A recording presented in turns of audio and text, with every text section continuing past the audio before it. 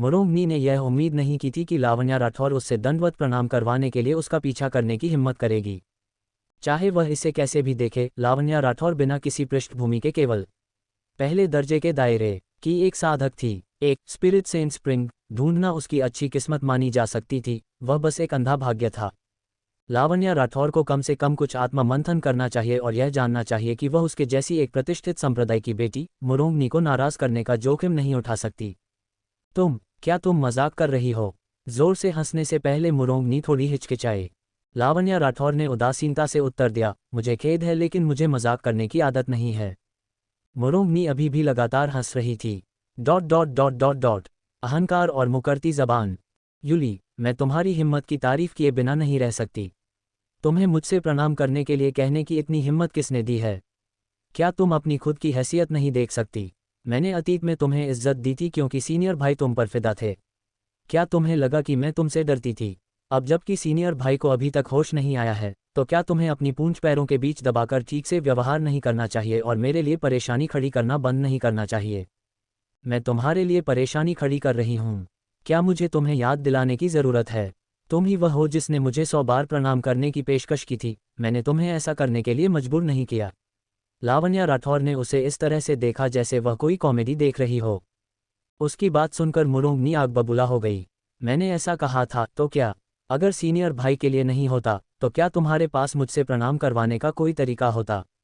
क्या तुम मुझे हरा सकती हो? क्या तुम्हें लगा कि 5वें भाई तुम्हारी मदद करेंगे और मूवी और बाकी लोग मेरा सिर झुकाकर तुम्हें प्रणाम करवाने की हिम्मत करेंगे?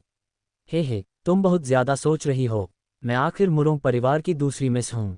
सीनियर भाई के व्यक्तिगत आदेश के बिना वे ऐसा करने की हिम्मत नहीं करेंगे। लावण्या राठौर ने उसे ठंडी नज़रों से घूरा और उसके बात खत्म करने के बाद अपने कंधे उचका दिए।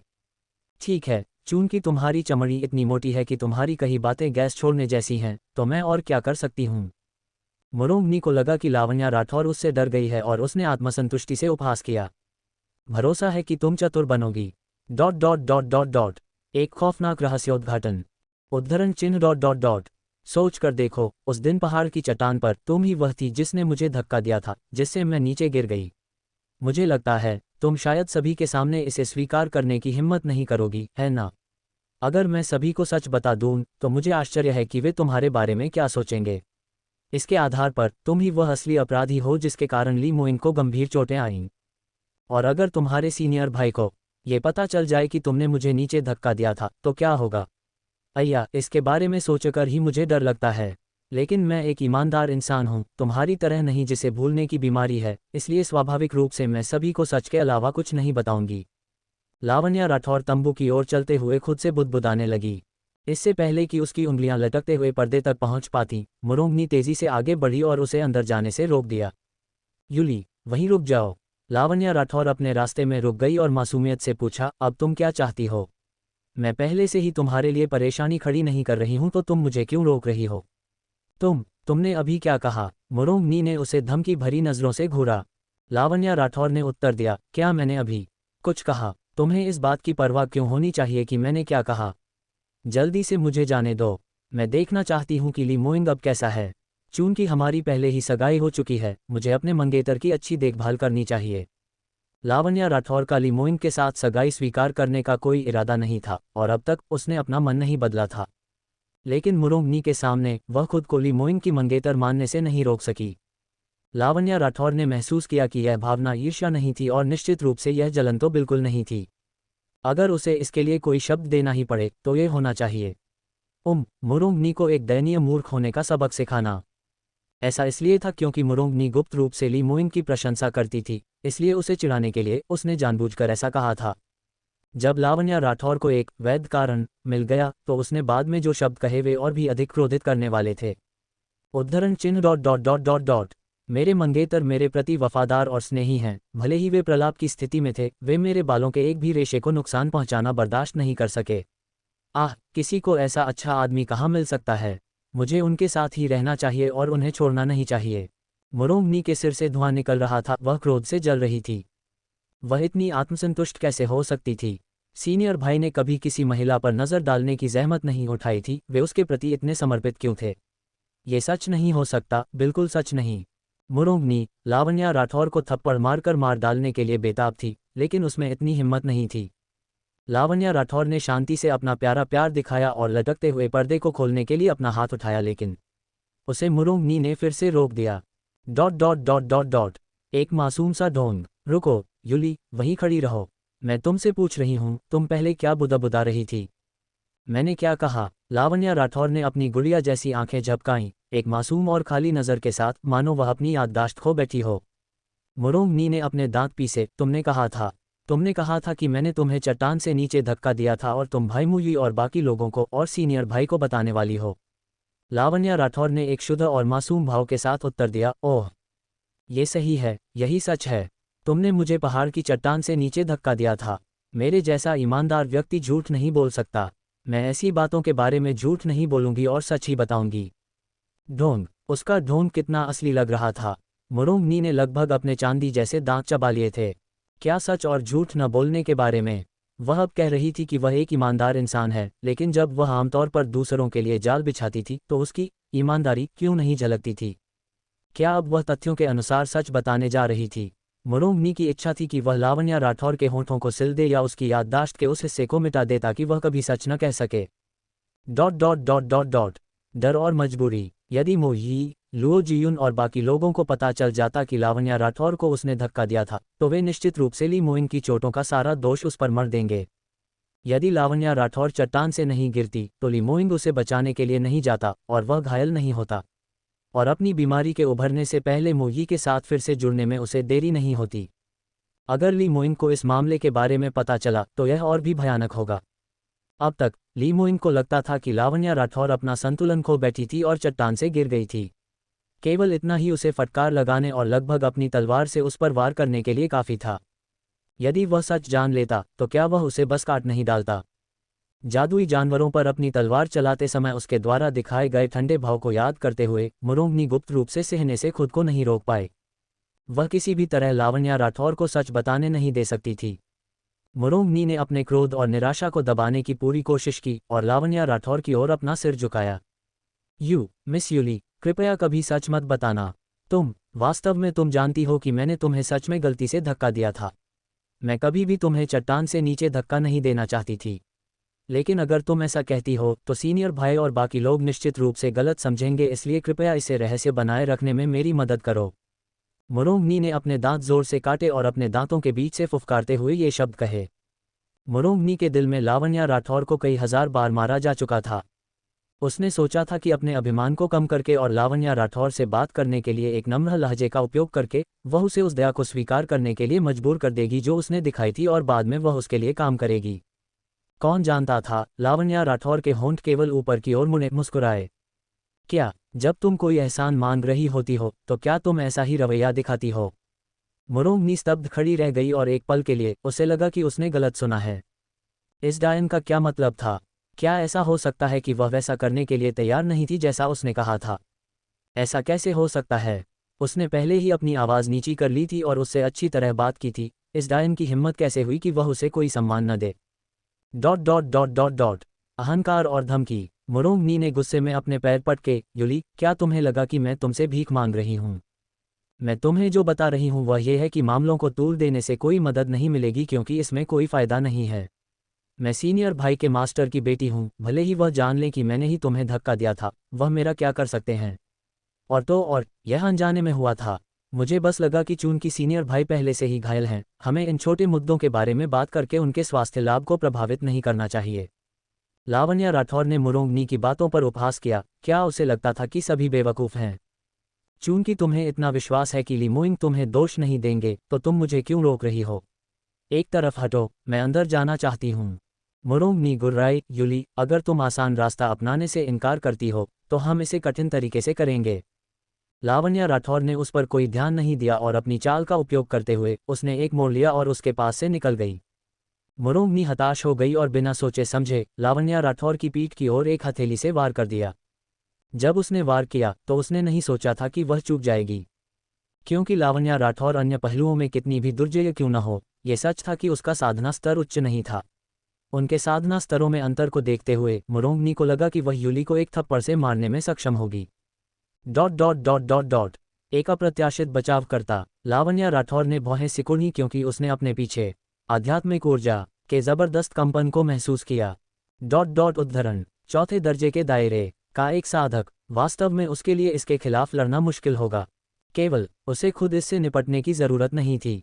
लावण्या राठौर ने अपने विचारों पर ध्यान केंद्रित किया और स्काई फीनिक्स रिंग से छोटे गिद्ध को बाहर निकाल लिया।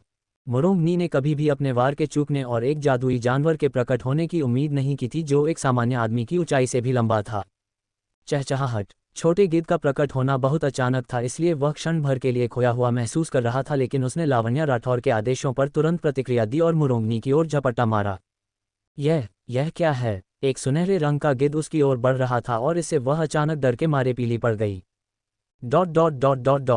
मुरोंगनी की दुर्दशा। हालांकि छोटा गिद्ध अभी पैदा ही हुआ था, लेकिन चूंकि उसके पास सफ़ेद पंखों वाले सुनहरे कलगी वाले गिद्धों की रक्तरेखा थी और लावण्या राठौर उसे लगातार स्पिरिट सेंट स्प्रिंग वाटर और अंगूठी से औषधीय जड़ी बूटियां खिला रही थी, इसलिए उसने पहले ही चौथे स्तर की ताकत प्राप्त कर ली थी। चौथे स्तर के जादुई जानवर मानव दुनिया में 5वें दर्जे के दायरे के साधक के बराबर थे। मुरोंगनी सिर्फ एक फूलदान थी जिसके पास साधना तो थी, लेकिन वास्तविक युद्ध के अनुभव की कमी थी। इस कारण से उसके पास छोटे गिद्ध के हमलों को टालने की कोई क्षमता नहीं थी और वह बार बार पीछे गिर रही थी। दफा हो जाओ, जल्दी दफा हो जाओ, आहा, बचाओ, मूर्ख पक्षी, बदबूदार पक्षी, जल्दी चले जाओ, आहा। दुर्भाग्य से छोटे गिद्ध ने केवल अपनी मालकिन से आदेश लिया, उसकी चीखों को पूरी तरह से नज़रअंदाज कर दिया और उस पर हमला करना जारी रखा। संघर्ष का शोर इतना तेज था कि इसने तंबू में मौजूद लोगों का ध्यान आकर्षित किया। उन लोगों ने सोचा था कि वे दोनों किसी खतरे में पड़ गई हैं और जल्दी से बाहर भागे। क्या बात है? क्या हुआ? भाभी, जूनियर सिस्टर, आप महिलाओं को क्या हुआ? वे कुछ लोग तंबू से बाहर भागे और उन्होंने देखा कि मुरोंगनी पर चौथे स्तर के जादुई जानवर द्वारा हमला किया जा रहा है। उनके चेहरे के भाव तुरंत बदल गए। यहाँ एक जादुई जानवर क्यों है? क्या बीस्ट डायवर्जन एरे जानवरों को भटकाने वाला व्यू पहले ही स्थापित नहीं किया गया था? बात करना बंद करो, चलो पहले जूनियर सिस्टर को बचाते हैं। चर्चा करते हुए वे कार्रवाई करने के लिए तैयार थे। लावण्या राठौर ने उन्हें जल्दबाजी में रोका। रुको, यह मेरा जादुई जानवर है, इसे छूने की हिम्मत कौन करता है? हम क्या? झाओ कई की पुकार। हर किसी की चकाचौंध नजरों के सामने लावण्या राठौर ने अपनी उंगली चटकाए और आदेश दिया, झाओ कई, अभी यहाँ वापस आओ। ये शब्द सुनकर लावण्या राठौर के कॉलरबैंड में छिपा हुआ लिटिल फीनिक्स लगभग खून थूकने वाला था। उसे ऐसा महसूस हो रहा था मानो लंबी गर्दन वाले 10,000 जीवों का झुंड उसके ऊपर से दौड़ता हुआ गुजर गया हो। हे भगवान, इस स्वामी के छोटे भाई का नाम झाओ कई है। क्या यह महिला शैतान पैसों के बारे में सोच सोच कर पागल हो गई है? लेकिन फिर भी इसका नाम मेरे नाम जितना ही अप्रिय है। नहीं, यह मेरे नाम से भी बुरा है, ये सही है। अगर यह मेरे नाम से बेहतर लगता तो ये स्वामी अपना मुंह कहाँ छिपाता? 1 महीने से अधिक समय तक इस चालाक मालकिन लावण्या राठौर के साथ रहने के बाद लिटिल फीनिक्स सीख गया था कि मनोवैज्ञानिक सफलता विधि क्या होती है। छोटे गिद्ध के पास लिटिल फीनिक्स जितने विचार नहीं थे। आखिरकार ये सिर्फ एक शिशु था जो कुछ समय पहले ही पैदा हुआ था, इसलिए यह एक नाम के अच्छे और बुरे में अंतर नहीं कर सकता था। इसलिए जब उसने अपनी मालकिन की पुकार सुनी तो वह लगन से उसकी ओर वापस भागा, अपना सिर लावण्या राठौर की गर्दन पर टिका दिया और चुपचाप उसके पैरों के पास घुटनों के बल बैठ गया। स्तब्ध और भ्रमित। आज कितनी बार हर किसी के चेहरे पर स्तब्ध भाव आ चुके थे। लुओ जियुन ने आखिरकार अपनी आंखें ढूंढी जो जमीन पर गिर गई थी। हैरानी से और सूखी हंसी हंसते हुए बोला, वह? भाभी, क्या मैं पूछ सकता हूँ वह क्या है? मेरा आध्यात्मिक पालतू जानवर, लावण्या राठौर ने उत्तर दिया। हे, ये कितना आज्ञाकारी है। निश्चित रूप से यह एक आध्यात्मिक पालतू जानवर है। क्या मैं पूछ सकता हूँ कि यह आध्यात्मिक पालतू जानवर किस प्रजाति का है? लावण्या राठौर ने उसकी ओर आंखें घुमाई। क्या तुम इसे पहचानते भी नहीं हो? सफ़ेद पंखों वाला सुनहरी कलगी वाला गेंद। इतना दुर्लभ जादुई जानवर तो नहीं होना चाहिए, है ना? ऐसे कई सचित्र मैनुअल हैं जो इस जादुई जानवर का परिचय देते हैं। हे, तो यह सफ़ेद पंखों वाला सुनहरी कलगी वाला गिद्ध है। सही है, मैं सोच ही रहा था कि इसका रूप इतना खास है। यह ज़रूर सफ़ेद पंखों वाला सुनहरी कलगी वाला गिद्ध ही होगा। लुओ जियुन ने कुछ और सूखी खांसी ली, हालांकि उसका दिल उन्माद में था। लावण्या राठौर को इस तरह सामान्य तरीके से बात करते हुए देखकर मानो ये केवल पहले स्तर का एक सामान्य जादुई जानवर हो। एक अचंभित करने वाली सच्चाई। असल में यह एक 7वें स्तर के जादुई जानवर की संतान थी। लावण्या राठौर ने वास्तव में एक 7वें स्तर के जादुई जानवर के शिशु को अपने आध्यात्मिक पालतू जानवर के रूप में अपनाया था। भगवान जानता था, उनके जैसे प्रतिष्ठित संप्रदाय में भी शिष्य इतने उच्च स्तर के जादुई जानवर की संतान को अपने आध्यात्मिक पालतू जानवर के रूप में प्राप्त नहीं कर पाते थे। लावण्या राठौर केवल पहले दर्जे के दायरे में थी। उसने संभवतः इतने उच्च गुणवत्ता वाले आध्यात्मिक पालतू जानवर को कैसे प्राप्त किया? वह उस समझौते को सफलतापूर्वक करने में कैसे कामयाब रही? लेकिन यही सच था, और लावण्या राठौर ने इसे बहुत सामान्य बना दिया कि 7वें स्तर के जादुई जानवर की संतान के बारे में कुछ भी आश्चर्यजनक नहीं था।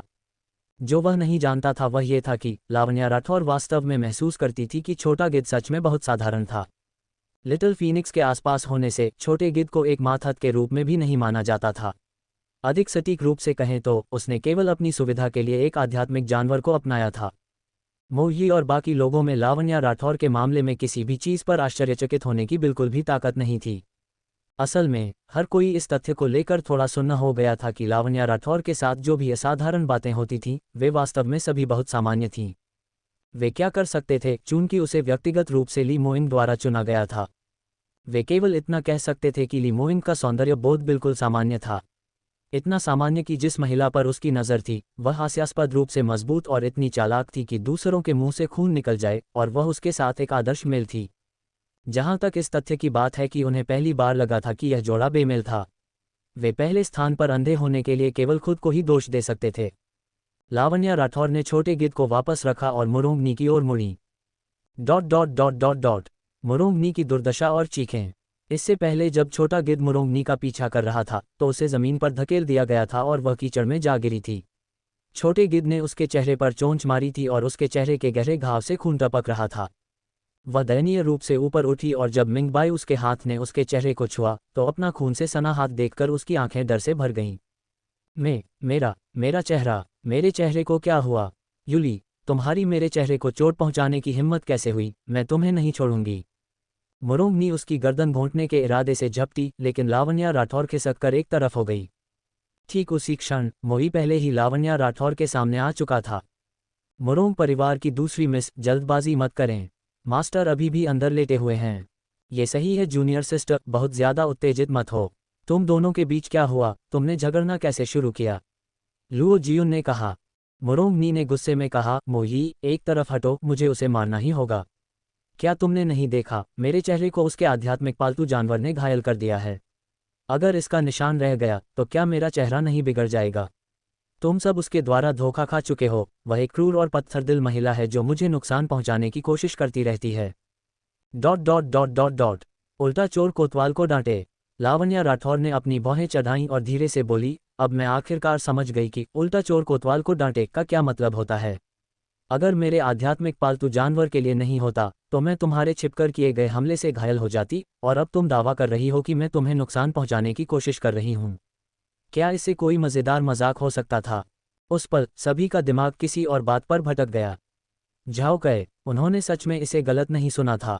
उस मूल्यवान सुनहरे गिद्ध के बच्चे को झाओ कहे कहा जाता था। वे केवल सहानुभूति के आंसू ही बहा सकते थे। इतनी कम उम्र में इतना भारी दबाव झेलना, बेचारी जान। थोड़ी देर बाद ही सभी ने लावण्या राठौर के शब्दों के सही अर्थ पर प्रतिक्रिया दी। यह मुरोंगनी ही थी जिसने उस पर छिपकर हमला किया था, इसलिए उसने आत्मरक्षा में जवाबी हमला किया। किसी ने भी लावण्या राठौर के शब्दों पर संदेह नहीं किया, क्योंकि उसके हालिया प्रदर्शन ने ली मोइंग के समान ही प्रतिष्ठा अर्जित की थी, जबकि मुरोंगनी सिर्फ एक चालाक और अनियंत्रित अमीर लड़की थी। उनके द्वारा बोले गए शब्दों का स्पष्ट रूप से अलग अलग वजन था। एक गहरा रहस्य उजागर होने के कगार पर। लुओ जियुन जानता था कि उसकी जूनियर सिस्टर ने फिर से परेशानी खड़ी कर दी थी और वह इसे लेकर बहुत दोषी महसूस कर रहा था। उसे डर था कि मुरोंगनी फिर से कुछ ऐसा कहेगी जिससे लावण्या राठौर को गुस्सा आ जाएगा, इसलिए उसने उसे पहले ही रोक दिया। ओह भाभी, मुझे ये कहते हुए खेद है कि हमारी जूनियर सिस्टर अभी भी छोटी है और वह अभी बहुत सी चीज़ें नहीं समझती है, इसलिए कृपया उसके खिलाफ कोई दुर्भावना न रखें। क्या मैं जान सकता हूँ कि तुम दोनों के बीच क्या हुआ? तुमने बहस कैसे शुरू की? इसके बारे में जब हम अभी बाहर आए तो कुछ मुद्दों पर हमारे कुछ मतभेद थे, इसलिए हमने बस इसके बारे में बहस करना शुरू कर दिया। लावण्या राठौर ने जानबूझकर इस ओर इशारा किया। ये शब्द सुनकर मुरोंगनी का दिल जोर से धड़क उठा। लावण्या राठौर के उन शब्दों का क्या मतलब था? क्या वह उस दिन चट्टान पर जो हुआ उसका सच बताने की तैयारी कर रही थी? ऐसा ही होना चाहिए। वह निश्चित रूप से इसका उल्लेख करने की योजना बना रही थी, क्योंकि वह छिपकर किए गए हमले का बदला ले रही थी। मुरोंगनी इतनी चिंतित थी कि वह उसे बोलने से रोकने के लिए उसका गला घोंटने के लिए बेताब थी। लेकिन लुओ जियुन को जांच जारी रखनी पड़ी। भाभी, वह मामला क्या है? कृपया मुझे बताएं कि मेरी जूनियर सिस्टर ने क्या गलत किया है। मैं उसे फटकार लगाने में आपकी निश्चित रूप से मदद करूंगा। मुरोंगनी का दिल अब उसके गले में आ गया था। वह बेहद घबराई हुई थी। लावण्या राठौर ने उसकी ओर एक नज़र चुराए और समझ नहीं पाई कि हंसे या नहीं। हम बात कर रहे थे। उसने अपना वाक्य रोका और मुरोंगनी के चेहरे पर चिंता के भाव देखे, फिर धीरे धीरे आगे बोली। हम पहले लगाई गई शर्त के बारे में बात कर रहे थे। मुरोंगनी ने खुद कहा था कि अगर मैं ये साबित कर दूं कि मैंने लीमोइन को जो पानी पिलाया है वह वास्तव में स्पिरिट सेंट स्प्रिंग वाटर है, तो वह मुझे 100 बार दंडवत प्रणाम करेगी, और वास्तव में वह अपने वादे से मुकर रही है। कृपया इसके बारे में न्याय करें। इतने प्रतिष्ठित संप्रदाय की बेटी होने के नाते उसके शब्द बस हवा छोड़ने जैसे हैं। क्या ये सही है? जब मुरोंगनी ने ये शब्द सुने तो वह लगभग स्तब्ध रह गई। ... एक स्पष्ट धमकी। अब स्थिति क्या थी? उसने सोचा था कि लावण्या राठौर उसे बेनकाब कर देगी, लेकिन उसने ऐसा नहीं किया। उसने आश्चर्य से अपनी नज़र उठाई, लेकिन देखा कि लावण्या राठौर एक अर्थपूर्ण और उपहासपूर्ण नज़र से उसे नीचे देख रही थी। मुरोंगनी ने अंततः वर्तमान स्थिति पर प्रतिक्रिया दी। हालांकि लावण्या राठौर ने उसे अभी बेनकाब नहीं किया था, लेकिन उसने ये भी नहीं कहा था कि वह उसे छोड़ देगी। लावण्या राठौर ने वास्तव में दांव के बारे में बात की और उसके इरादे अब बहुत स्पष्ट थे। यदि मुरोंगनी चाहती थी कि वह अपना मुंह बंद रखे, तो उसे दांव का पालन करना होगा और सभी के सामने उसे 100 बार प्रणाम करना होगा। अन्यथा वह मुरोंगनी द्वारा उसे चट्टान से नीचे धकेलने का सच बता देगी।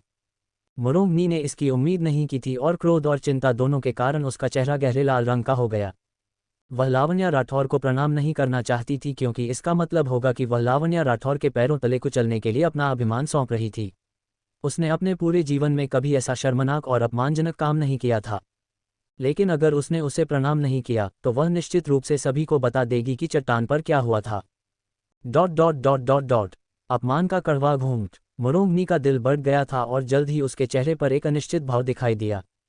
लावण्या राठौर ने एक भी शब्द नहीं कहा और बिना जल्दबाजी के उसकी ओर देखा। उसे विश्वास था कि वह हार मान लेगी।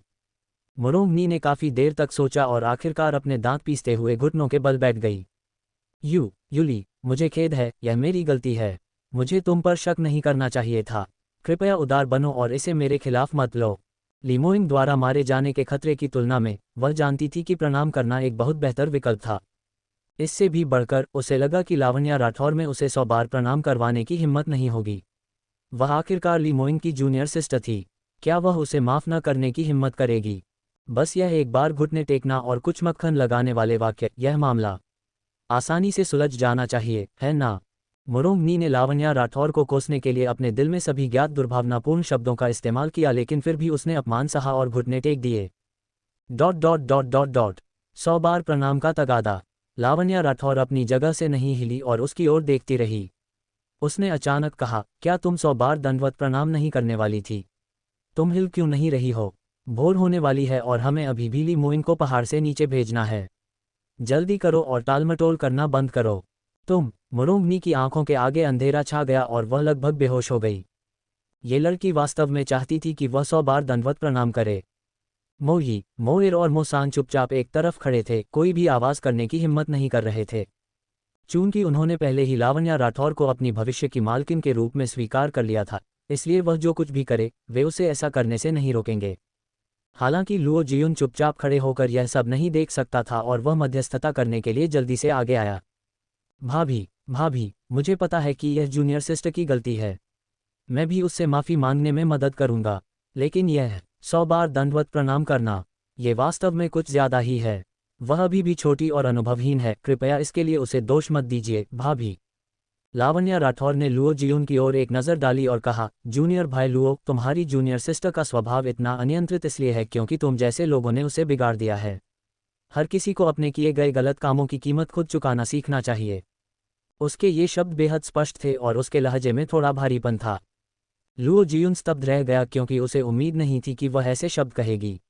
आखिरकार लावण्या राठौर केवल 14 साल की लड़की थी, लेकिन उसके बोलने के तरीके और हाव भाव ने उसे एक गलतफहमी में डाल दिया, मानो ये शब्द उसके नहीं बल्कि किसी अनुभवी, शक्तिशाली और दुर्जेय उच्च स्तरीय विशेषज्ञ के हों। दमन की इस अवर्णनीय भावना के कारण लुओ जियुन का मुंह खुला का खुला रह गया, लेकिन वह आगे कोई विनती नहीं कर सका। लावण्या राठौर ने अचानक अपना लहजा बदला, लेकिन अगर मिस मुरोंग वास्तव में प्रणाम नहीं करना चाहती हैं, तो मैं भी दूसरों को मजबूर करने वाली इंसान नहीं हूँ। तो फिर अपमान और मजबूरी का घूंट। धप, एक धीमी आवाज़ गूंजी जिसने उसके शब्दों को बीच में ही रोक दिया। मुरोंगनी पहले ही जमीन पर अपना सिर टिकाकर दंडवत प्रणाम कर चुकी थी। हालांकि यह कोई भारी प्रणाम नहीं था, लेकिन उसका चेहरा पहले ही इतना लाल हो चुका था मानो किसी भी समय खून बाहर आ जाएगा। इतनी उम्र तक पहुंचने के बाद वह पहले कभी इतनी शर्मिंदा नहीं हुई थी। ये बस बहुत अपमानजनक था। उसकी इच्छा थी कि ज़मीन फट जाए और वह उसमें समा जाए। दुर्भाग्य से यह प्रणाम कुछ ऐसा था जो उसे करना ही था। लावण्या राठौर के इरादे पहले ही बहुत स्पष्ट थे। अगर वह हिचकिचाती रही तो लावण्या निश्चित रूप से उस बात का जिक्र करेगी जो चट्टान पर हुई थी। मुरोंगनी घबराहट में प्रणाम करने लगी और लावण्या राठौर बीच में ही रुक गई। मुरोंगनी ने अपने शरीर को हवा में आधा उठाया। चूंकि वह पहले ही एक बार प्रणाम कर चुकी थी, इसलिए उसने अपनी माफ़ी की ईमानदारी दिखा दी थी। यदि लावण्या राठौर में थोड़ी सी भी सामान्य समझ होती, तो उसे पता होना चाहिए था कि कब रुकना है और उसे तुरंत उठने देना चाहिए था, जब तक कि वह वास्तव में उसे 100 बार प्रणाम करने के लिए मजबूर न करना चाहती हो। कोई दया नहीं, कोई माफ़ी नहीं। अफसोस, मुरोंगनी की योजना फिर से विफल हो गई। लावण्या राठौर की कोमल आवाज़ उसके सिर के ऊपर गूंजी, यह एक हुआ, अभी 99 और बाकी हैं। मिस मुरोंग, कृपया अपना दंडवत प्रणाम जारी रखें। मैं गिनती का हिसाब रखूंगी और निश्चित रूप से कोई गलती नहीं करूंगी। जब तुम आगे हो तब रुक जाओ। लावण्या राठौर के शब्दकोश में ये शब्दावली बिल्कुल नहीं थी। उसके लिए करुणा और मित्रता केवल उन लोगों को दी जाती थी जो इसके लायक थे। जहां तक उन लोगों की बात है जो अपनी मर्जी से पिटने आए थे, वह निश्चित रूप से उनके प्रति निर्दयी होगी और उस पक्ष को एक ऐसा सबक सिखाएगी जिसे वे कभी नहीं भूलेंगे। ये सुनकर मुरोंगनी गुस्से से लगभग बेहोश हो गई, लेकिन चूंकि लुओ जियुन ने भी उसके लिए विनती करने की हिम्मत नहीं की, इसलिए बाकी लोग भी उसकी मदद कभी नहीं करेंगे। मुरोंगनी ने अपने दांत भींचे और खुद को समझाया, चूंकि वह पहले ही एक बार प्रणाम कर चुकी थी, उसकी इज्जत तो पहले ही जा चुकी थी। एक बार या 100 बार प्रणाम करने से क्या फ़र्क पड़ता है? अपमान तो वही है, चाहे कम हो या ज़्यादा, कोई फ़र्क नहीं पड़ता। धप धप धप चक्कर और थकान। मुरोंगनी ने अपना सिर झुकाया और उसका माथा लगातार जमीन पर टकराता रहा। भले ही कैंपसाइट घास से भरा हुआ था और जमीन कीचड़ से ढकी थी और यह कठोर नहीं थी, लेकिन एक ही बार में इतने सारे प्रणाम करना उसे चक्कर दिलाने के लिए काफ़ी था। उसे याद भी नहीं था कि वह पहले ही कितने प्रणाम कर चुकी थी। काफ़ी देर बाद वह इसे और सहन नहीं कर सकी और चक्कर खाकर एक तरफ लुढ़क गई। मुरोंगनी की आंखों के आगे तारे चमक रहे थे और जमीन का सहारा लेते हुए उसका माथा कीचड़ से सना हुआ था, जिसमें खून के धब्बों के निशान थे। उसका छोटा सा चेहरा कागज की तरह सफ़ेद था। इस दृश्य को देखने वाला कोई भी इंसान यही सोचेगा कि यह छोटी लड़की बहुत दयनीय थी। अपने चक्कर खाने के बीच मुरोंगनी ने लावण्या राठौर को हिलते हुए देखा और वह उसके पीछे चली गई। लावण्या राठौर ने अपनी नज़रें नीची की और जब उसने मुरोंगनी के चेहरे पर घाव और उसकी दयनीय स्थिति देखी तो उसके चेहरे पर एक परेशान भाव उभर आया। आह, खुद को देखो, तुम कितनी दयनीय लग रही हो। चलो जल्दी करो, तुम्हारे अभी 7 प्रणाम बचे हैं, जल्दी से खत्म करो और आराम करने के लिए तंबू में वापस जाओ। शुरुआत में जब उसने लावण्या राठौर को दयनीय कहते सुना तो मुरोंगनी को लगा कि उसकी अंतरात्मा जाग गई है और उसने उसे छोड़ देने का फैसला किया है। लेकिन उसने कभी उम्मीद नहीं की थी कि लावण्या राठौर के अगले शब्द उसे अपना प्रणाम जारी रखने के लिए होंगे। और लावण्या राठौर वास्तव में गिनती का हिसाब रख रही थी। भले ही मुरोंगनी कुछ प्रणाम भूल गई हो, उसने इसे बहुत स्पष्ट रूप से ट्रैक किया था। मुरोंगनी की आंखों के सामने अंधेरा छा गया और वह सीधे जमीन पर गिर पड़ी। उसका सिर जमीन पर जोर से टकराया। धप, यह आवाज़ सामान्य से बहुत अधिक तेज थी। लावण्या राठौर ने उसे ऊपर से नीचे तक देखा और कहा, ये प्रणाम बहुत ही अमानक है, लेकिन चूंकि आवाज़ काफ़ी तेज थी, इसलिए मेरे जैसा उदार व्यक्ति इस बात पर तुमसे बहस नहीं करेगा। तो इसे एक गिना जाता है, अभी भी 6 प्रणाम बाकी हैं। इस दुष्ट चुड़ैल ने वास्तव में खुद को उदार कहने का दावा करने की हिम्मत की। अपने जीवन में पहली बार मुरोंगनी ने महसूस किया कि कोई इतना बेशर्म हो सकता है, और यह इसी चालाक महिला शैतान को होना था जिसका कोई विरोध नहीं कर सकता था।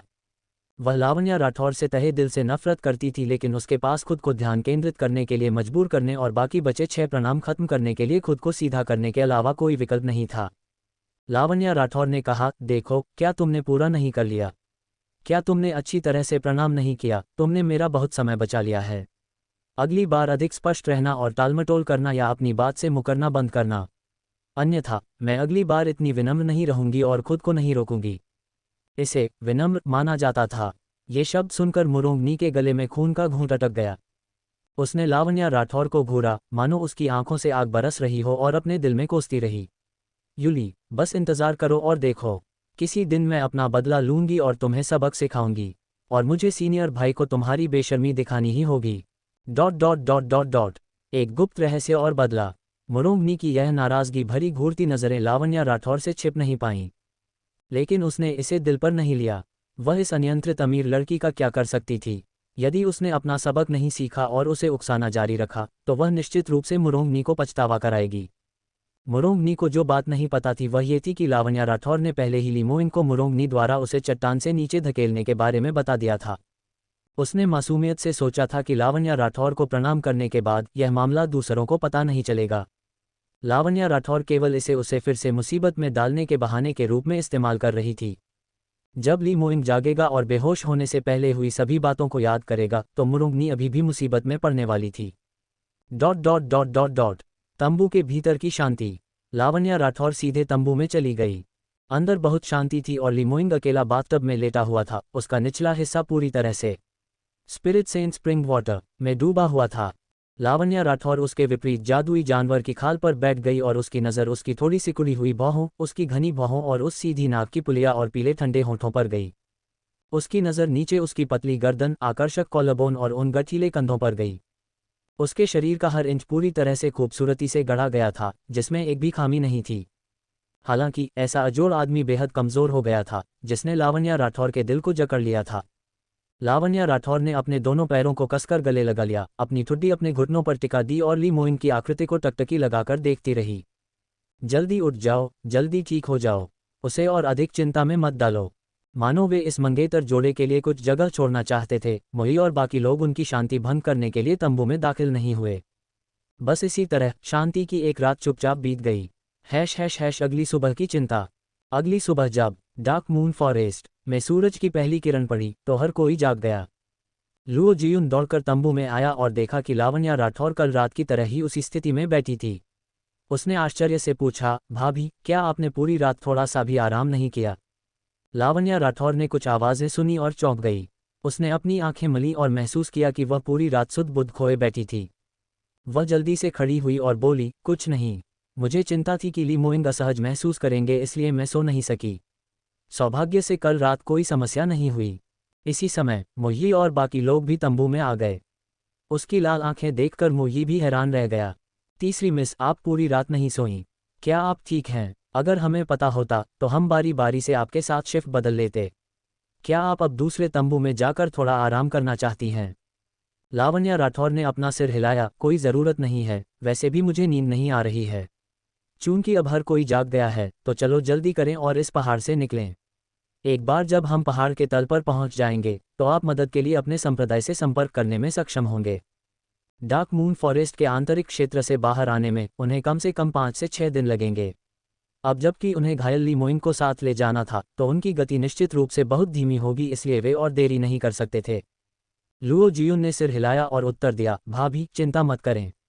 हमारे पास एक दूसरे से संपर्क करने का अपना गुप्त तरीका है। मैंने पहले ही दूसरे भाई को एक संदेश छोड़ दिया है, इसलिए वे पहले से ही यहाँ के रास्ते में होंगे। ये बहुत अच्छा है। लावण्या राठौर ने सिर हिलाया। ली मोइन की स्थिति में सुधार। मोई और मोइर पहले से ही बाथटब के पास थे। वे ली मोइन को बाहर निकाल रहे थे और उसे कपड़े पहनाने में मदद कर रहे थे। शुरुआत में इन लोगों ने सोचा था कि लावण्या राठौर उनसे बचेगी, लेकिन अंत में न केवल वह वहां से नहीं गई, बल्कि वह तंबू में खड़े होकर लुओ जियुन से बात भी कर रही थी और बीच बीच में मुड़कर उन्हें देख भी रही थी। चूंकि उन्हें लगा कि वे दोनों मंगेतर हैं, इसलिए उन लोगों ने कुछ भी कहने की जहमत नहीं उठाई। लावण्या राठौर ने ली मोइन के चेहरे को देखा। स्पिरिट सेंट स्प्रिंग वाटर में पूरी रात भीगने के बाद उसकी स्थिति स्पष्ट रूप से बेहतर हो गई थी और उसकी बाहरी चोट आंशिक रूप से ठीक हो गई थी। उसकी बाहों के बीच का हरा काला धब्बा, जो आध्यात्मिक क्षति को दर्शाता था, 90% तक कम हो गया था। ली मोइन की आंतरिक चोट इतनी आसानी से ठीक नहीं होने वाली थी और उसकी आध्यात्मिक क्षति भी इतनी जल्दी पूरी तरह से ठीक नहीं होगी। इनके बाद भी सुझाने के लिए कई और समस्याएं थीं, इसलिए कम से कम आधा महीने के स्वास्थ्य लाभ की आवश्यकता थी। लावण्या राठौर ने कुछ देर निरीक्षण किया, फिर भौहें सिकोड़कर पूछा, भाई मुई, क्या ली मोइन की वर्तमान स्थिति सामान्य मानी जाती है? सामान्य परिस्थितियों में उसकी आध्यात्मिक क्षति लगभग 90% तक ठीक हो चुकी है, इसलिए कायदे से उसे जाग जाना चाहिए था।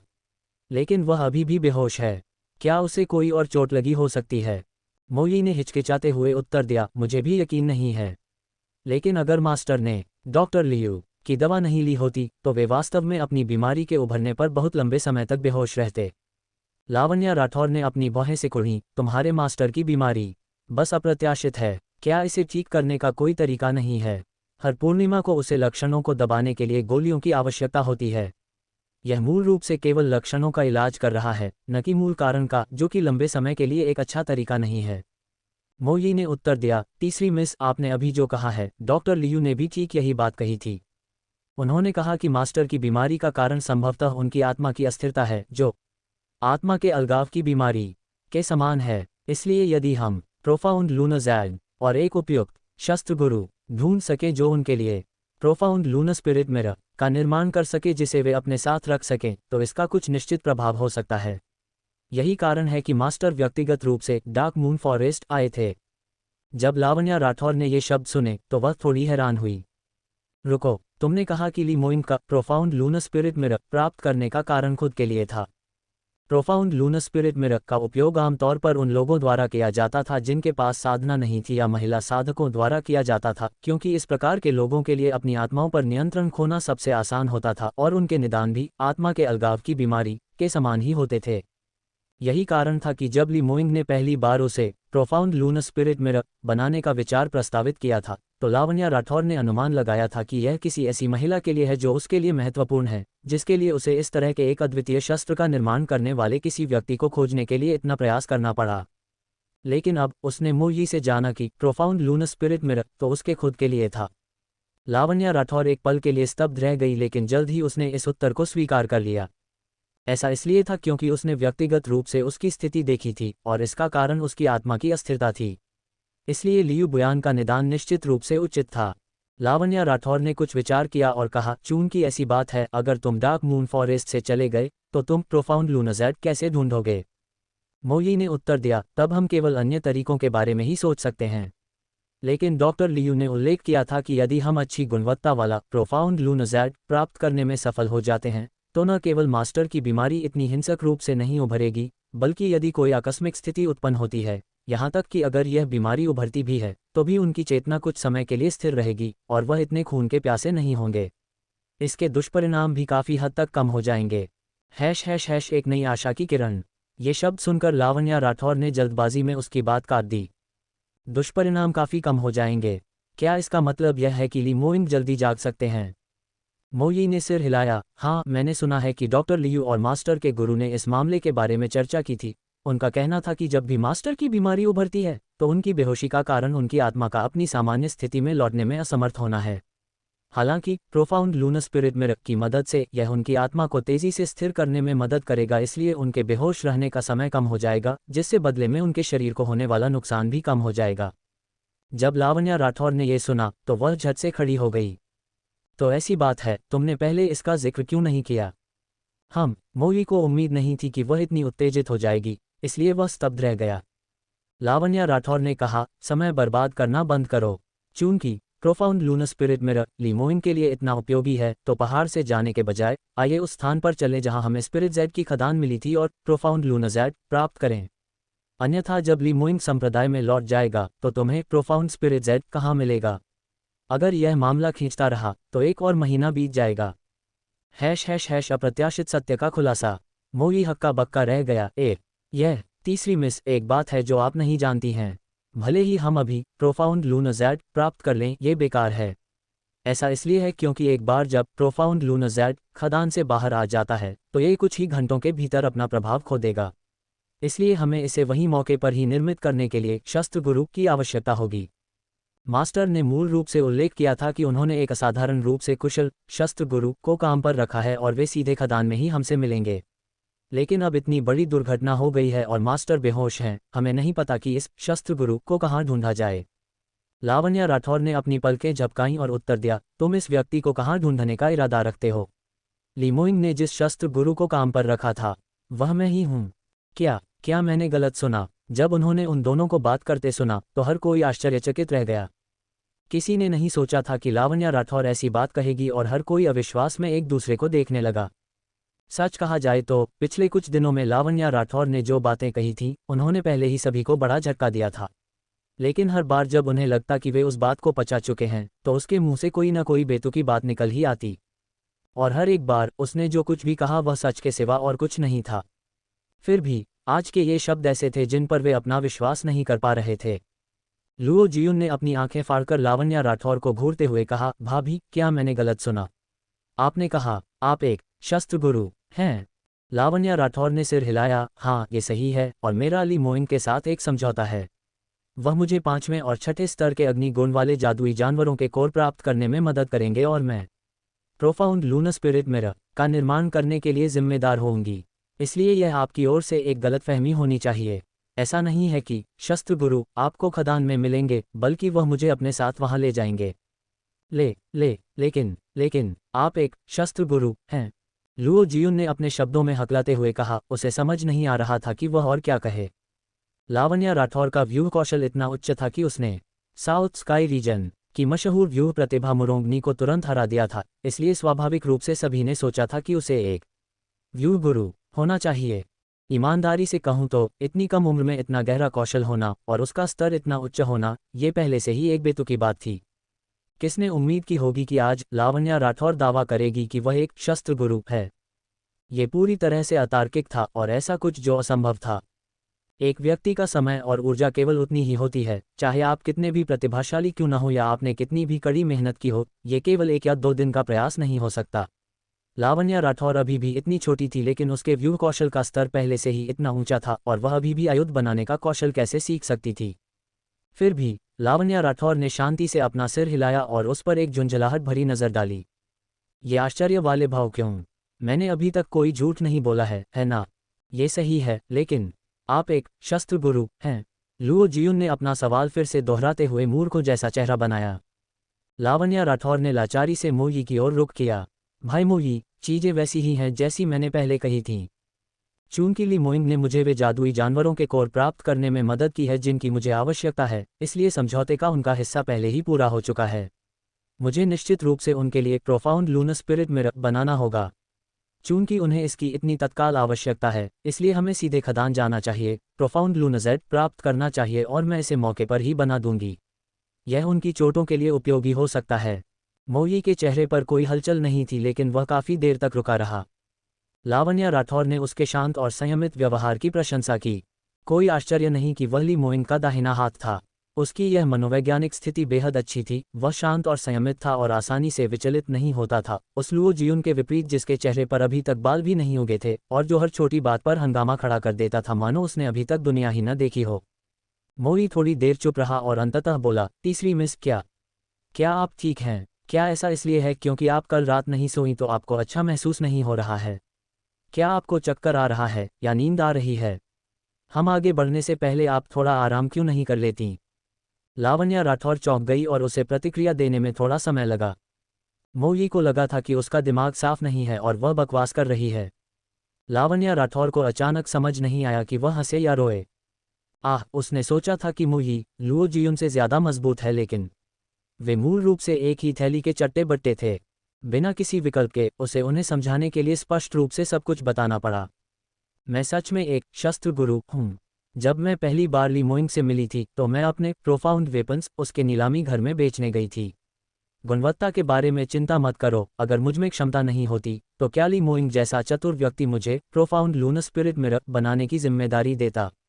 मोई ने उसकी ओर देखा, लेकिन उसके दिमाग में ये विचार लगातार घूम रहे थे। क्या ऐसा हो सकता है या ऐसा नहीं हो सकता? यदि यह सामान्य समय होता तो उसके मास्टर के चालाक और चतुर स्वभाव के आधार पर जिन शस्त्र गुरुओं को वह सम्मान देते थे वे निश्चित रूप से बहुत शानदार होंगे। लेकिन वह अभी जिस व्यक्ति का सामना कर रहा था वह लावण्या राठौर थी। सच्चाई ये दिखा चुकी थी कि उसके मास्टर की तार्किकता में जब भी वे इस चतुर सुंदरी का सामना करते थे वे मूल रूप से अपने सामान्य स्तर पर नहीं होते थे। शायद ली मोइंग अपनी मंगेतर के साथ प्रशिक्षण का बहाना ढूंढ रहे थे और असली शस्त्र गुरु वास्तव में कोई और था। मोई ने इसके बारे में सोचा और कहा, तीसरी मिस, क्या आप जानती हैं प्रोफाउंड लूनर स्पिरिट जेड हालांकि यह आसानी से नहीं मिलता है और बहुत कम लोग हैं जो इसे ढालने में सक्षम हैं। यह आखिरकार चौथे स्तर की उच्च गुणवत्ता वाली आध्यात्मिक कलाकृति है। बेशक मैं इसके बारे में जानती हूँ, लावण्या राठौर ने उत्तर दिया। मोई अवाक रह गया। वह अपने शब्दों को लेकर अधिक रूढ़िवादी होना चाहता था और सूक्ष्म तरीके से लावण्या राठौर को उसके स्तर में अंतर समझाना चाहता था, लेकिन उसे यह उम्मीद नहीं थी कि वह समझ नहीं पाएगी कि वह क्या बताने की कोशिश कर रहा था। यह नहीं जान पा रहा था कि वह वास्तव में समझ नहीं रही थी या सिर्फ नासमझ बनने का नाटक कर रही थी। इसलिए उसके पास स्पष्ट होने के अलावा कोई विकल्प नहीं था। तीसरी मिस, चौथे स्तर की आध्यात्मिक कलाकृतियाँ आसानी से किसी के द्वारा निर्मित नहीं की जा सकती। यहाँ तक कि सामान्य चौथी रैंक के शस्त्र गुरु भी इस प्रक्रिया को पूरा करने में सक्षम नहीं हो सकते हैं। आमतौर पर कहा जाए तो केवल 5वीं रैंक के शस्त्र गुरु ही इसे सफलतापूर्वक बना पाएंगे। और मास्टर ने इस बार बेहतरीन सामग्रियां तैयार की थीं ताकि सबसे उत्कृष्ट और उच्च गुणवत्ता वाले प्रोफाउंड लूनर स्पिरिट मिरर का निर्माण किया जा सके। ये काफ़ी स्पष्ट होना चाहिए था। लीमोइन को जिस चीज़ की ज़रूरत थी वह एक ऐसा शस्त्र गुरु था जो कम से कम 5वीं रैंक या उससे ऊपर का हो, और वह कोई सामान्य 5वीं रैंक वाला व्यक्ति न हो। आखिरकार उनके पूरे संप्रदाय ने इस निर्माण से बहुत उम्मीदें लगाई थीं और सर्वोत्तम सामग्री तैयार करने में बड़ी मात्रा में धन खर्च किया था। यह कोई मजाक की बात फुल नहीं थी। यदि यह निर्माण विफल हो गया तो उन्हें शून्य से शुरुआत करनी होगी और एक उपयुक्त स्पिरिट जेड खदान ढूंढनी होगी और सभी सामग्रियों को फिर से इकट्ठा करना होगा, जो बदले में लीमोइन की स्थिति को गंभीर रूप से प्रभावित करेगा। भले ही मूवी पहले ही पुष्टि कर चुका था कि लावण्या राठौर उनकी भविष्य की मालकिन थी, लेकिन इस मामले पर वह अभी भी बहुत विवेकपूर्ण था और इसमें ढील देने को तैयार नहीं था। लावण्या राठौर उसका मतलब समझ गई, लेकिन उसने जोर देकर कहा, मोई, मैं समझ रही हूँ कि तुम क्या कहने की कोशिश कर रहे हो, लेकिन मैं वास्तव में एक 5वीं रैंक की शस्त्र गुरु हूँ। तुम जानते हो कि मैं ऐसे मामलों पर कभी मजाक नहीं करूँगी। यदि तुम मेरे साथ समन्वय करने को तैयार नहीं हो, जिससे बदले में लीमोइन के इलाज में देरी हो सकती है, तो क्या तुम इसकी जिम्मेदारी लेने में सक्षम हो? यह इतनी बड़ी जिम्मेदारी उसके सिर डाल दी गई थी कि मोई स्तब्ध रह गया और क्षण भर के लिए अवाक हो गया। लावण्या राठौर ने अपनी बात जारी रखी, मुझसे यह मत कहना कि तुम चाहते हो कि मैं लीमोइन को ज़बरदस्ती जगाऊं और उसे ये बातें व्यक्तिगत रूप से तुम्हें बताने दूं। इसकी बात करते हुए उसे अचानक कुछ याद आया और उसने अपनी आस्तीन से एक कागज़ का टुकड़ा निकाला। ओह, ये सही है। ये लीमोइन और मेरे बीच का समझौता है। इसमें कहा गया है कि अगर मैं प्रोफाउंड लूनर स्पिरिट मिरर का निर्माण करती हूँ तो वह भुगतान के रूप में मुझे सामग्रियाँ इकट्ठा करने में मदद करेंगे। तुम देख सकते हो। उसने जो वस्तु निकाली वह घटक सूची थी जो उसने डार्क मून फॉरेस्ट पहुंचने से ठीक पहले लीमोइन के लिए लिखी थी। लावण्या राठौर को अचानक समझ नहीं आया कि वह हंसे या रोए। उसने सोचा था कि मुही लुओ जियुन से ज़्यादा मजबूत है, लेकिन वे मूल रूप से एक ही थाली के चट्टे बट्टे थे। बिना किसी विकल्प के उसे उन्हें समझाने के लिए स्पष्ट रूप से सब कुछ बताना पड़ा। मैं सच में एक शस्त्र गुरु हूँ। जब मैं पहली बार लीमोइन से मिली थी तो मैं अपने प्रोफाउंड वेपन्स उसके नीलामी घर में बेचने गई थी। गुणवत्ता के बारे में चिंता मत करो, अगर मुझमें क्षमता नहीं होती तो क्या लीमोइन जैसा चतुर व्यक्ति मुझे प्रोफाउंड लूनर स्पिरिट मिरर बनाने की जिम्मेदारी देता? मोई ने उसकी ओर देखा, लेकिन उसके दिमाग में ये विचार लगातार घूम रहे थे। क्या ऐसा हो सकता है या ऐसा नहीं हो सकता? यदि यह सामान्य समय होता तो उसके मास्टर के चालाक और चतुर स्वभाव के आधार पर जिन शस्त्र गुरुओं को वह सम्मान देते थे वे निश्चित रूप से बहुत शानदार होंगे। लेकिन वह अभी जिस व्यक्ति का सामना कर रहा था वह लावण्या राठौर थी। सच्चाई ये दिखा चुकी थी कि उसके मास्टर की तार्किकता में जब भी वे इस चतुर सुंदरी का सामना करते थे वे मूल रूप से अपने सामान्य स्तर पर नहीं होते थे। शायद लीमोइंग अपनी मंगेतर के साथ प्रशिक्षण का बहाना ढूंढ रहे थे और असली शस्त्र गुरु वास्तव में कोई और था। मोई का संदेह और चिंता। मोई ने इसके बारे में सोचा और कहा, तीसरी मिस, क्या आप जानती हैं प्रोफाउंड लूनर स्पिरिट जेड?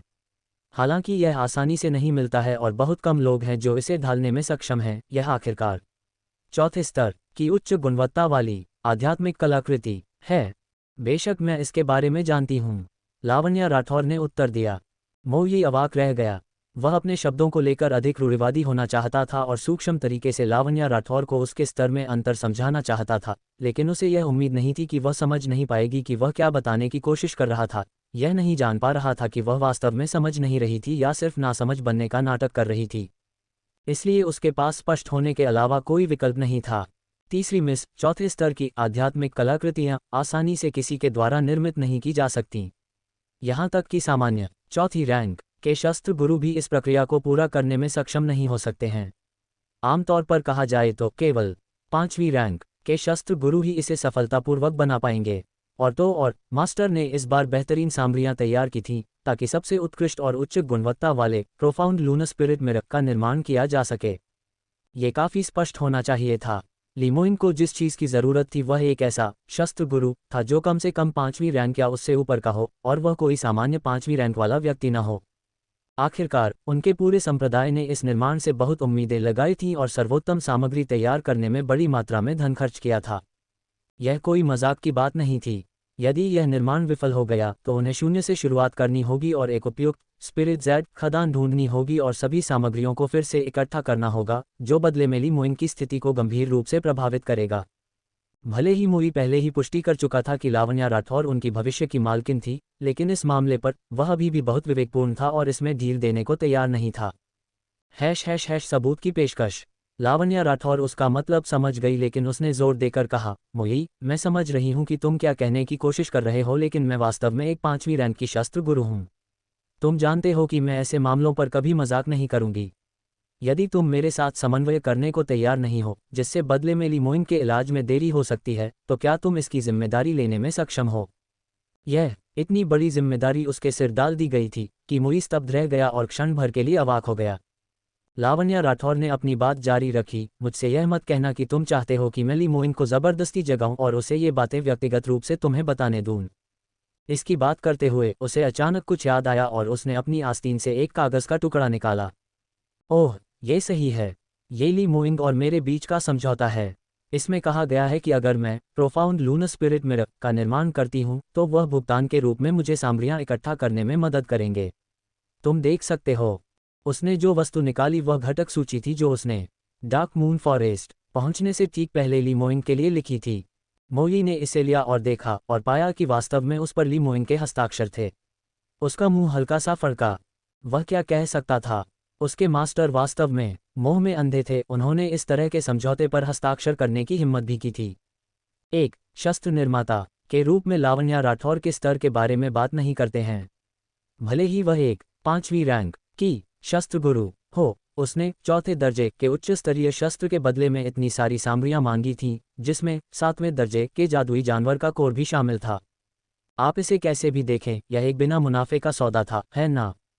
हालांकि लावण्या राठौर को इस बात की कोई परवाह नहीं थी कि वह क्या महसूस कर रहा था। उसने समझौता पत्र दिखाया और उसे वापस रख लिया। ठीक है, यह मामला सुलझ गया है। मुझे बाहर जाने दो और थोड़ी तैयारी करने दो। तुम लोग जल्दी से लीमोइन को उठाओ। हमें आज शाम से पहले खदान तक पहुंचना है। लावण्या राठौर ने अपनी बात खत्म की और तंबू से बाहर चली गई। चूंकि उसने मौके पर ही शस्त्र का निर्माण करने का फैसला किया था, इसलिए बेहतर था कि वह खुद को सभी से दूर रखे और जांचे कि क्या उसने शस्त्रों के निर्माण के लिए आवश्यक सभी चीजें तैयार कर ली हैं। मुरोंगनी का अविश्वास और मोई का निर्णय। जब उसकी आकृति आंखों से ओझल हो गई तो मुरोंगनी लगभग उछल पड़ी। भाई मोई, उसने तुम्हें क्या दिखाया? मोई ने उस पर एक नज़र डाली और उत्तर दिया, कुछ खास नहीं। बस एक समझौता जिस पर मास्टर ने हस्ताक्षर किए थे, जो ये दर्शाता था कि उन्होंने जादुई जानवर के कोर का उपयोग करके उसे शस्त्र बनाने में मदद करने के लिए कहा था। क्या ऐसी कोई चीज़ है? सीनियर भाई उससे शस्त्र बनवाने के लिए क्यों कहेंगे? वह समझौता ज़रूर नकली होगा। समझौता नकली नहीं है, मैं अभी भी मास्टर के हस्ताक्षर पहचान सकता हूँ, मोई ने उत्तर दिया। मुरोंगनी की आंखें चौड़ी हो गईं और उसने घबराहट में कहा, लेकिन वह एक शस्त्र गुरु कैसे हो सकती है? और वह भी 5वीं रैंक की? यह असंभव है। कहीं न कहीं कुछ तो गड़बड़ है। तुम खुद को उसके द्वारा धोखा खाने की अनुमति नहीं दे सकते। अगर उसकी वजह से सीनियर भाई की मृत्यु हो जाती है तो हम क्या करेंगे? जब लावण्या राठौर आसपास थी तब वह ये शब्द कहने की हिम्मत नहीं कर सकी। उसके जाने के बाद ही मुरोंगनी बिना किसी रोक टोक के चिल्ला उठी। मोई को भी कुछ हिचकिचाहट हुई थी, लेकिन एक बार जब उसने मुरोंगनी को उछलते देखा तो उसके विचार अचानक स्पष्ट हो गए। ये सही है। मुरोंगनी ने कई बार लावण्या राठौर पर संदेह किया था और महसूस किया था कि लावण्या राठौर ने जो बातें कही थीं और जो काम किए थे वे संभव नहीं थे, लेकिन अंत में क्या हुआ? सच्चाई ने उसके चेहरे पर जोरदार तमाचा जड़ा था। शायद उसके मास्टर ने इस तीसरी मिस को जो पसंद किया था, क्या ये किसी दिव्य रणनीति के कारण था? खदान की ओर प्रस्थान। बहुत जल्द मोई और बाकी लोगों ने एक साधारण स्ट्रेचर बनाया और लीमोइन को उसके ऊपर रख दिया। भोर होते ही लोगों का पूरा समूह निकल पड़ा। मोई ने लावण्या राठौर का सुझाव सुना और टीम को खदान की ओर ले गया। खदान का स्थान वहां से बहुत दूर नहीं था जहां उन्होंने शिविर लगाया था, इसलिए उन्हें वहां पहुंचने में केवल आधा दिन लगा। यदि लावण्या राठौर ने जैसा दावा किया था वह सच था कि उसके पास प्रोफाउंड लूनर स्पिरिट मिरर का निर्माण करने की क्षमता थी, तो रास्ते का ये बदलाव बेहद सार्थक था। मोएर और मोसान ने बिना किसी शर्त के मुई के फैसले का पालन किया। हालांकि लुओ जियुन अभी भी चिंतित था, लेकिन जब उसने लावण्या राठौर के हालिया प्रदर्शन के बारे में सोचा तो उसने बाकी लोगों का अनुसरण करने का विकल्प चुना। दूसरी ओर मुरोंगनी असंतुष्ट थी। वह लावण्या राठौर का बुरी तरह मजाक उड़ाना चाहती थी, लेकिन उसे इस हद तक चकमा दिया गया था कि वह पूरी तरह से डर गई थी। जब भी वह लावण्या राठौर की ठंडी नज़रों को अपनी ओर आते देखती तो वह अवचेतन रूप से सिहर उठती और एक भी शब्द कहने की हिम्मत नहीं करती। वह केवल अपने दिल के अंदर हिंसक रूप से उसे कोसने की हिम्मत कर पाती थी। लावण्या राठौर गहराई से परेशान थी और उसके पास इस बात की चिंता करने का समय नहीं था कि दूसरे क्या सोचते हैं। उन कुछ लोगों ने पूरी तरह से ध्यान केंद्रित किया और अपनी यात्रा में जल्दबाजी की, इसलिए वे वास्तव में किसी भी ऐसे जादुई जानवर से नहीं मिले जिसने उन्हें उनके रास्ते में रोका हो। दोपहर होने से पहले वे पहले ही स्पिरिट ज़ेड खदान तक पहुंच चुके थे। मोई ने अपने कदम रोके और खदान की स्थिति की दिशा में देखा। स्पिरिट ज़ेड की खदान बस आगे ही है। हमें वहां पहुंचने में केवल 1 और घंटा लगेगा। मूल रूप से खदान के आसपास उच्च स्तरीय जादुई जानवरों का पहरा होता है और मास्टर के पास अब कोई युद्ध शक्ति नहीं है, इसलिए हमारे लिए इसे पार करना मुश्किल होगा। लेकिन सौभाग्य से स्कारलेट आइड ब्लड बैट्स जो खदान की रक्षा कर रहे थे उन्हें मास्टर द्वारा पहले ही साफ कर दिया गया है, इसलिए यहाँ कोई अन्य जादुई जानवर नहीं दिखाई देंगे। लावण्या राठौर ने ये शब्द सुनने के बाद उस पीले पड़े आदमी पर एक नज़र डाली। वह चुपचाप वहां लेटा हुआ था, उसकी सुंदर भौहें और आंखें उसके जैद जैसे सफ़ेद रंग के साथ उसे थोड़ा नाजुक और पूरी तरह से शांत दिखा रही थीं, मानो वह किसी पेंटिंग से बाहर निकलकर आया हो। कोई नहीं कह सकता था कि जब वह जाग रहा होता है तो वह एक शक्तिशाली और अहंकारी आदमी होता है। # खूनी चमगादड़ों का सफाया। जब तक ली मोइंग स्पिरिट ज़ेड खदान तक पहुंचा था, लावण्या राठौर चट्टान से गिर चुकी थी, इसलिए उसने उसके द्वारा आसपास किए गए नरसंहार को देखने का मौका चूक दिया था। केवल मोई के कुछ शब्दों को सुनकर वह लगभग कल्पना कर सकती थी कि उस समय ली मोइंग कितना शक्तिशाली था कि उसने उन सभी स्कारलेट आइड ब्लड बैट्स को मार डाला था। खूनी चमगादड़ों के इतने बड़े झुंड के कारण उनके पास भागने की कोई जगह नहीं थी, लेकिन इस आदमी के सामने वे एक भी प्रहार नहीं सह पाए थे। लावण्या राठौर ने फिर से आह भरी और स्पिरिट ज़ेड खदान की ओर मुड़कर देखने लगी। चूंकि रास्ते में कोई जादुई जानवर नहीं है, इससे चीज़ें बहुत आसान हो जाती हैं। मैं शुरू में इसी बात को लेकर चिंतित थी। मोई ने अपना सिर हिलाया। तीसरी मिस, चीज़ें इतनी आसान नहीं हैं। हालांकि कोई जादुई जानवर नहीं है, लेकिन हम ये सुनिश्चित नहीं कर सकते कि प्रोफाउंड लूनर ज़ेड किस स्थान पर है। डॉक्टर लियू ने उल्लेख किया था कि मास्टर प्रोफाउंड लूनर ज़ेड के स्थान को महसूस करने में सक्षम होंगे, लेकिन अब लावण्या राठौर ने अपना हाथ हिलाया और कहा, इस बारे में चिंता मत करो। क्या ये सिर्फ प्रोफाउंड लूनर ज़ेड के एक टुकड़े का स्थान खोजना है? जादुई जानवरों के हस्तक्षेप के बिना ये संभालना एक आसान बात है। # शस्त्र सम्राट की क्षमता। एक शस्त्र सम्राट के रूप में शस्त्र सामग्री ढूंढना स्वाभाविक रूप से एक ऐसा सबक था जो उन्हें सीखना ही होता था। शस्त्रों के निर्माण के लिए प्रचुर मात्रा में उत्तम सामग्रियां उपलब्ध होती थीं और ये सामग्रियां अक्सर खड़ी पहाड़ियों में छिपी होती थीं, और कभी-कभी यह कई सामान्य पत्थरों और खरपतवारों के बीच छिपी होती थीं, इसलिए इन्हें पहचानना बेहद कठिन होता था। लेकिन एक अनुभवी शस्त्र गुरु आवश्यक सामग्रियों की पहचान करने के लिए मानसिक ऊर्जा जांच और कुछ पूरक विधियों का उपयोग करने में सक्षम होता है। वास्तव में सामग्रियों की गुणवत्ता की पहचान करना शस्त्र गुरु के मूल्यांकन का एक महत्वपूर्ण पहलू था। हालांकि वह बिल्कुल भी आश्वस्त नहीं था, लेकिन जब मोई ने उसका आत्मविश्वास देखा तो उसने खुद को अपनी शंकाओं को निगलने के लिए मजबूर किया। आधे घंटे के भीतर वे खदान की तलहटी में पहुंच चुके थे। आसपास का इलाका वास्तव में बहुत साफ था और आसपास कोई जादुई जानवर नजर नहीं आ रहा था। जमीन पर कुछ स्कारलेट आइड ब्लड बैट्स की लाशें पड़ी थीं। # व्यापारिक दिमाग। लावण्या राठौर ने जांच की और अपना सिर मोड़ा। इन स्कारलेट आइड ब्लड बैट्स के जादुई कोर और उनके पंजों को बाहर निकालो। ये निर्माण के लिए बहुत अच्छी सामग्री हैं। इनके पंखों को दवा में मिलाया जा सकता है। जब मैं शस्त्र बनाना शुरू कर दूंगी तो कृपया इंतजार करते समय इन सामग्रियों को इकट्ठा कर लेना।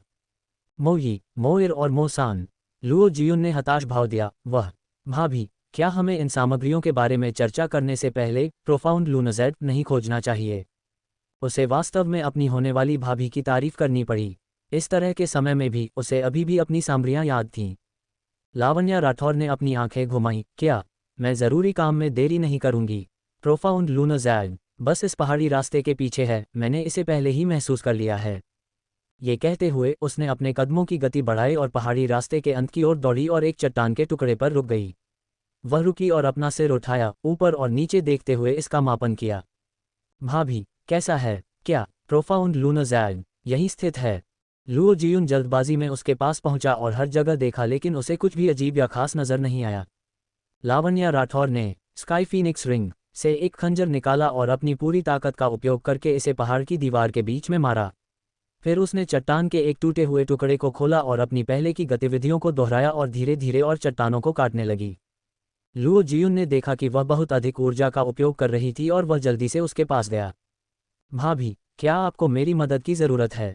लावण्या राठौर ने अपना सिर हिलाया और उत्तर दिया, ज़रूरत नहीं है, कृपया थोड़ा और पीछे खड़े हों।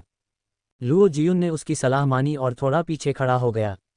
लावण्या राठौर ने खंजर के हैंडल का उपयोग किया और पहाड़ की दीवार पर जोर से प्रहार किया। इससे पहले जब वह धीरे धीरे पहाड़ की दीवार को काट रही थी, तो वह वास्तव में इस क्षेत्र के चारों ओर एक सीमा खींच रही थी और प्रत्येक दूरी के बीच उसने एक कटा हुआ निशान छोड़ दिया था। अब उसके अंतिम प्रहार पर इस क्षेत्र की चट्टान जमीन पर गिरने लगी। # एक अप्रत्याशित खोज। लावण्या राठौर सामने गई और गिरी हुई चट्टानों के बीच से धीरे धीरे चुनने लगी। बहुत जल्द उसने अपने हाथ में एक टुकड़ा उठा लिया। ठीक है, मुझे यह मिल गया। जब लुओ जियुन और बाकी लोगों ने यह सुना तो उन्होंने उत्साहपूर्वक उसे घेर लिया।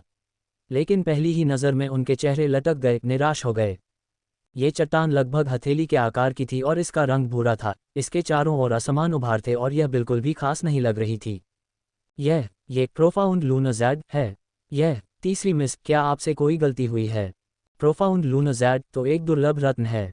क्या 5वें दर्जे की सभी सांभरियां ऐसी ही दिखती हैं? लावण्या राठौर ने उनकी ओर अपनी आंखें घुमाईं और कहा, जो चीज़ें कम देखी जाती हैं वे अजीब लगती हैं। अब शस्त्र गुरु कौन है, तुम या मैं? लुओ जियुन ने अपना पसीना पोंछा और उत्तर दिया, बेशक ये भाभी हैं, आप हैं, लेकिन वह और अधिक गहन प्रश्न पूछना चाहता था, लेकिन लावण्या राठौर ने अधीरता से अपनी कमर सीधी की और कहा, ठीक है, अब जब हमें प्रोफाउंड लूनर ज़ैड मिल गया है और ली मोइंग ने डार्क मून फॉरेस्ट में प्रवेश करने से ठीक पहले मुझे बाकी सांभरियां दे दी थीं, बिना किसी देरी के मैं अब निर्माण शुरू करूंगी। # निर्माण की तैयारी। भले ही लावण्या राठौर ने पहले ही इसका जिक्र किया था, लेकिन जब उन्होंने तुरंत काम शुरू करने का उसका दृढ़ निश्चय सुना तो हर कोई थोड़ा चकित रह गया। ओह, यह तीसरी मिस, आप यहाँ शस्त्र बनाने की तैयारी कर रही हैं? क्या आपको थोड़ी और तैयारी की ज़रूरत नहीं है? मोई हक्का बक्का रह गया। लावण्या राठौर ने उत्तर दिया, स्पिरिट ज़ैड की खदान में एक विशेष बल क्षेत्र होता है जो प्रोफाउंड वेपन की गुणवत्ता में सुधार करता है। ये शस्त्र बनाने के लिए सबसे अच्छी जगह है। मैं वहाँ खाली मैदान पर एक क्यूई वाइटलिटी एरे स्थापित करूंगी और शस्त्र का निर्माण करूंगी। तुम आसपास रहोगे और रक्षा के प्रभारी होगे। हालांकि आसपास का इलाका सुरक्षित दिखता है, लेकिन बाद में पछताने से बेहतर है कि हम एहतियात बरतें। हाँ, इस बारे में चिंता मत करें। हम मास्टर और आपकी सुरक्षा सुनिश्चित करने के लिए बारी बारी से ड्यूटी पर रहेंगे। लावण्या राठौर ने सिर हिलाया, ये बहुत अच्छा है भाई मोई, आपके प्रभारी होने पर मैं निश्चित रूप से आश्वस्त हूँ। मैं बाहर की जिम्मेदारी आप पर छोड़ती हूँ। # एक और चमत्कारिक कौशल।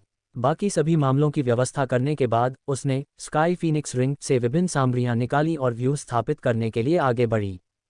क्यूई वाइटलिटी एरे का स्तर बीस्ट डायवर्जन एरे से बहुत ऊंचा था और यह एक वास्तविक चौथे स्तर का व्यूह था। यह विशेष रूप से शस्त्रों के निर्माण की सफलता दर में प्रभावी था, इसलिए बहुत सारे शस्त्र गुरु अपने निर्माण कक्ष में इस व्यूह को स्थापित करते थे। चूंकि उनके पास समय कम था, इसलिए उसने जो व्यूह स्थापित किया वह केवल एक सरल संस्करण था। इतने कम समय में वह स्तर 4 का व्यूह स्थापित करने में सक्षम थी। केवल इसी बात ने मुरोंगनी की आंखें लगभग बाहर निकाल दीं।